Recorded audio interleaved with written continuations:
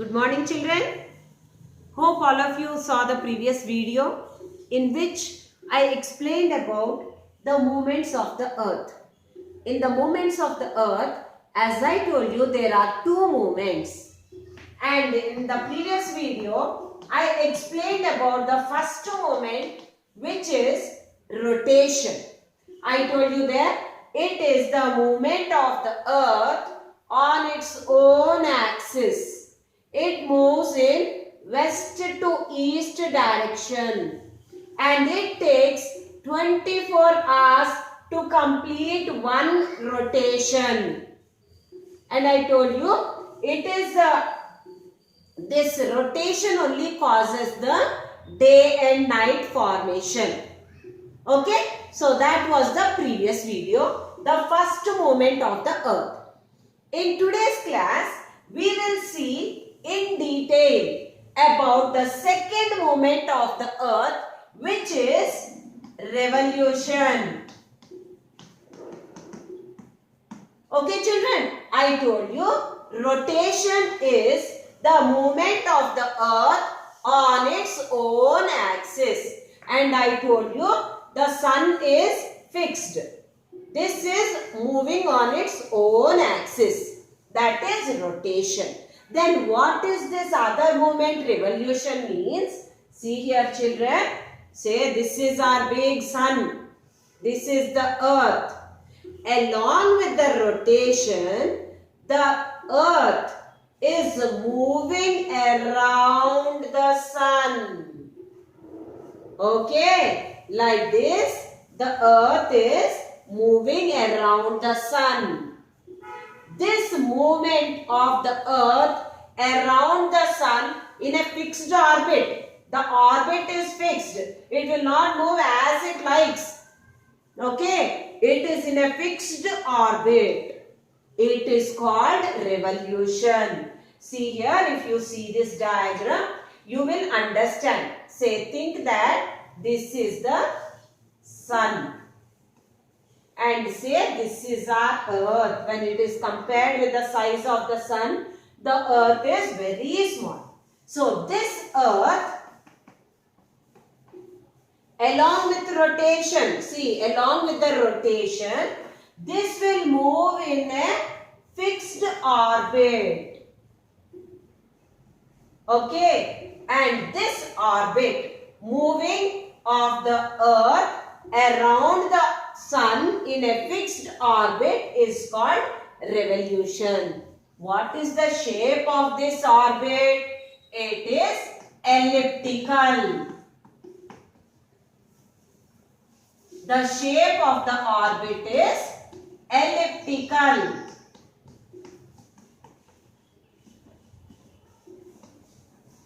Okay, so finally we can say that the earth moves around the sun in an elliptical orbit.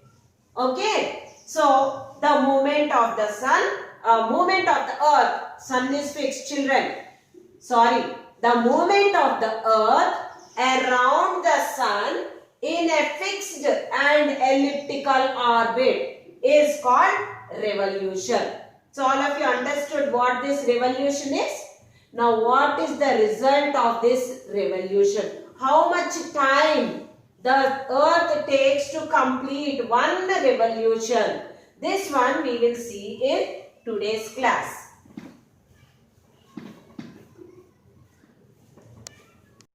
So how much time the earth takes to complete one revolution around the sun?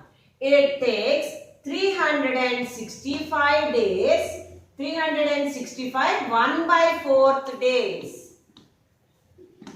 Okay, so to complete one revolution, the earth takes 365 1/4 days. It means 365 days and 1/4 of a day is 6 hours.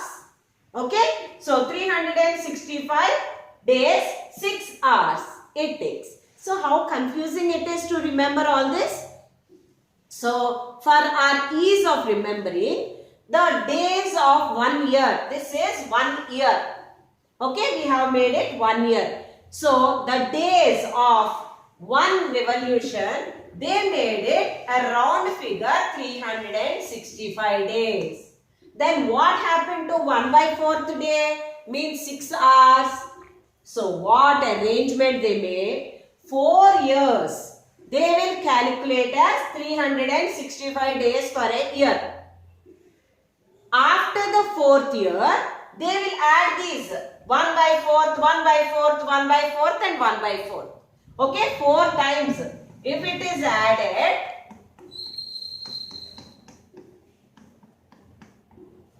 it will come to 6 hours plus 6 hours plus 6 hours plus 6 hours. How much it is becoming? 24 hours. Again 24 hours means 1 day.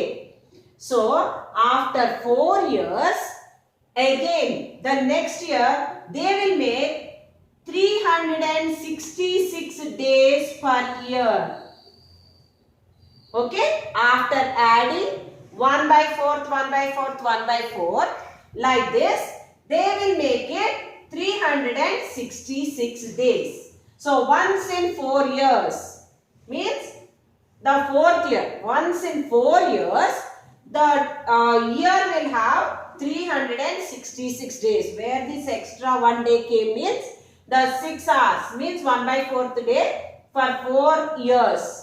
They are added up and the next year it becomes 366 days.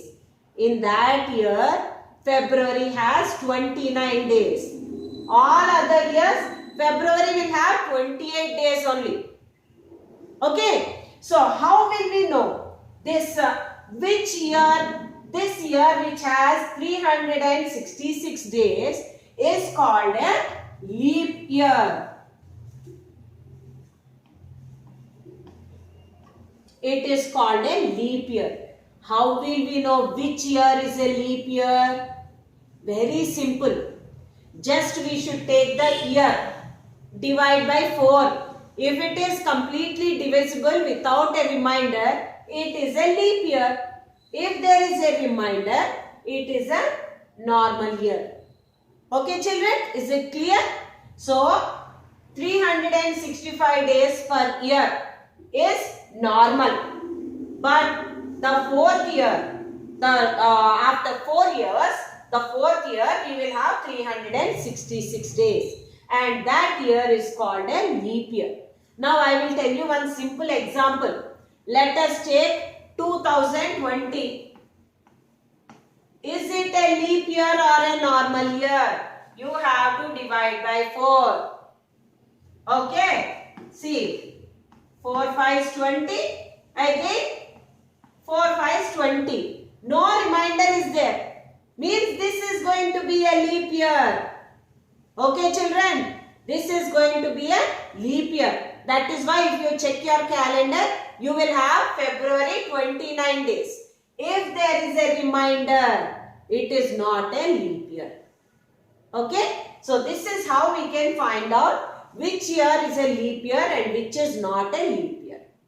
So after this, now all of you come to know what is a leap year.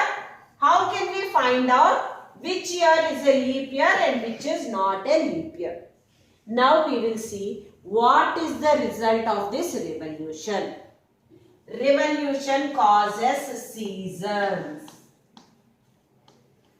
Okay. So because of the revolution of the earth, and not only because of the revolution of the earth, because of the tilted axis. I told you the axis is tilted. Okay. So this one will not be seen. If you see the globe, you can see that the axis is tilted. Because of this tilted axis, we have changes in seasons also. How it will change? What are the main 4 seasons? We will see now. Because of this, we have 4 seasons. What are the 4 seasons? We have spring, summer, autumn, and winter. Okay, so all these seasons are the cause. What we say? These seasons are created because of the tilted axis and the movement, or we can call it the revolution of the earth around the sun. Only because it is having the tilted axis. Okay, so I will tell you how it is creating this particular seasons. Actually, all of you know these seasons. I will tell you how these are created with a diagram. So children, the seasons are caused due to the tilted axis of the earth. Children, all of you, I want you to read page number 21.